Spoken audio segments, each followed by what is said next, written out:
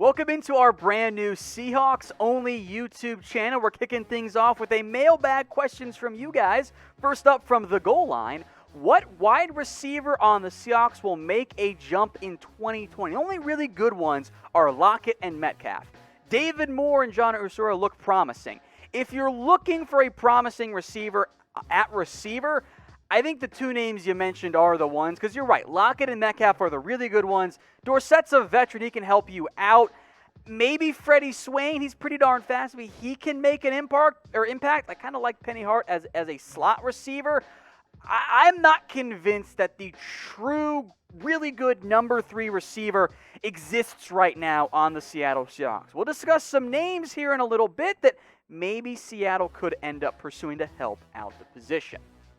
Now, we're looking for some help here, guys. This Seahawks channel is brand new. Here's the way things work. The more subs, the more views, the more videos we will do on the Seattle Seahawks. So if you want more of these and beyond just mailbags, tell a friend. Make sure your Seattle Seahawks friends are subscribed. Links in the comments, but you're watching on our channel. Just hit that big red button. It's chatsports.com/SeahawksTV. From, long name, bear with me, ATVG_JC11 Hanson Goat. From now on, we're just going to call you Hanson, my friend. What would the Hawks have to do to get Antonio Brown? At the simplest level, offer him a contract. It's not like Antonio Brown has a whole lot of leverage, and there's a ton of interest in AB right now. Now, John Clayton reported that Russell Wilson would love to add Brown to the team. I think that makes some sense, because Wilson would love to get another impact receiver.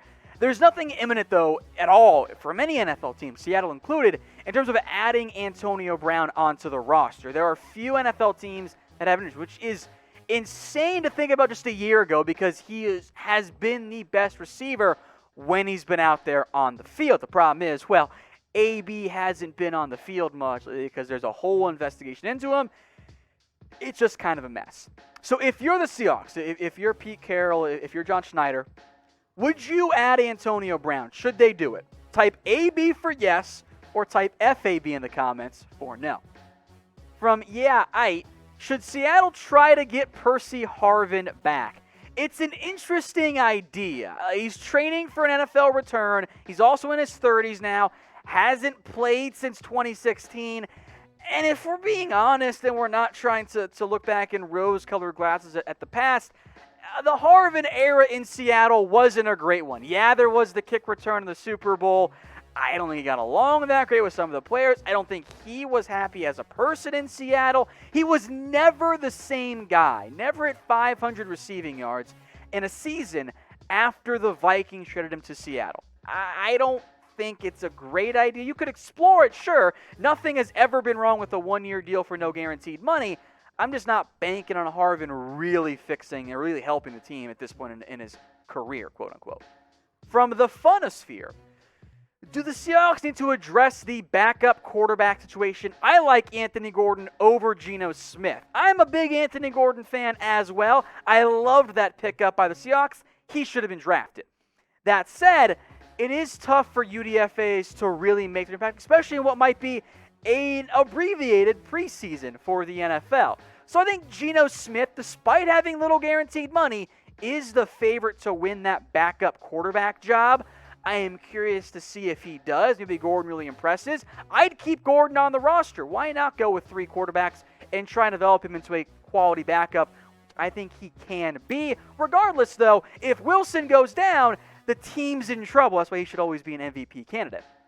Now, we'll do more mailbags on this channel in the future, so just make note. If you want to get on the show, use hashtag Seahawks in the comments. That makes it a lot easier for us to find your guys' questions. So if you want to be on future mailbags, use hashtag Seahawks in the comment section for any and all Seahawks questions that you guys have. All right, more Seahawks mailbag questions. First up from Chandler. How are they, of course referring to the Seahawks, going to address the O-line issues they've had? A great question, Chandler. They kind of started with Brandon Shell, Damian Lewis. The right side of that O-line has really kind of been rebuilt. I think there'll be competition at pretty much every spot except left tackle. Dwayne Brown is locked in there. I don't know about you guys. I'm a little bit concerned about that right side. I actually like Damian Lewis long term, but you're banking on a first-year player is always a little bit of risk there. Brandon Shell also a bit concerning, which is where Big Boy 54 checks in as well. He wants to know what right tackles the Seahawks can bring in to compete with Brandon Shell. Now, in many years, there aren't a bunch of great tackle options out there, especially in June.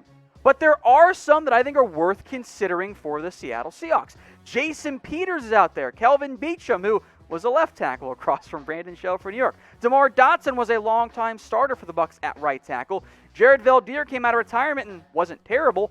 Cordy Glenn had some issues with the Bengals, but was good with the Bills. If I ran the Seahawks, I'm calling Jason Peters today, and I'm saying, hey, Jason, do you want to come flip sides and start at right tackle for us? I think that would work out really well for the Seahawks if, of course, Peters is actually willing to do that. From Andrew Sunday, if I mispronounced your last name, I'm terribly sorry. I think Russell Wilson is one of the greatest quarterbacks in history and way too underrated. What are your thoughts? Maybe greatest quarterback in history is a little bit premature, but I do think Wilson is underrated, and I think that's shown because he hasn't had a single MVP vote in his time in the NFL. Which, when I was first told that, I'm like, there's no way that's right. And then I verified. I'm like, oh, that doesn't make any sense. Wilson has, in reality, carried this Seahawks team the past couple of seasons. The volume hasn't been great because Seattle is a run-first team, which I disagree with. They have a top 3 NFL quarterback. The Seahawks are doing a disservice to themselves by not letting Wilson throw the football around to Lockett and Metcalf and all of those tight ends. Wilson should be in the MVP discussion every single year. My fear is that he'll end up in the Drew Brees category, where, yeah, he's a great quarterback, he'll be a Hall of Famer, but he never wins an NFL MVP. I hope the answer is yes, but let me know what you guys think. Type Y for yes, Wilson will win an MVP, or N for no. From Gordon Johnson, will the Seahawks sign Dez Bryant? Possible, sure. He has been training for an NFL return, hasn't played in a real NFL game since 2017. Yeah, it's actually been that long. The Seahawks could certainly use another wide receiver. They have DK Metcalf. They have Tyler Lockett as a great, well, I guess it's really number 2, number 1. It's a great 1-2 punch in the NFL. I don't trust the rest of that receiving core. Now, that's okay for Seattle because they're going to run the ball as much, if not more, than the vast majority of NFL teams out there. And there has never, ever in the history of the NFL been a bad one-year deal with little to no guaranteed money. That makes sense for an NFL organization. So if Dez wants that, if Dez wants to go to the Seattle Seahawks and sign that one-year deal, that makes a whole lot of sense. As I said earlier, our Seahawks-only channel is up. In fact, there's a video up there right now, very similar to this one, except there are some bonus questions on that video from you guys, including some on the wide receiver core, Antonio Brown, the backup quarterback battle. So if you want the extra video, the extra questions on that video, head over to chatsports.com/SeahawksTV and subscribe today. Trade idea coming in now with the Redskins and Ryan Kerrigan. The Redskins get a 2020 third-round pick, and the Seahawks get Ryan Kerrigan, the talented pass rusher.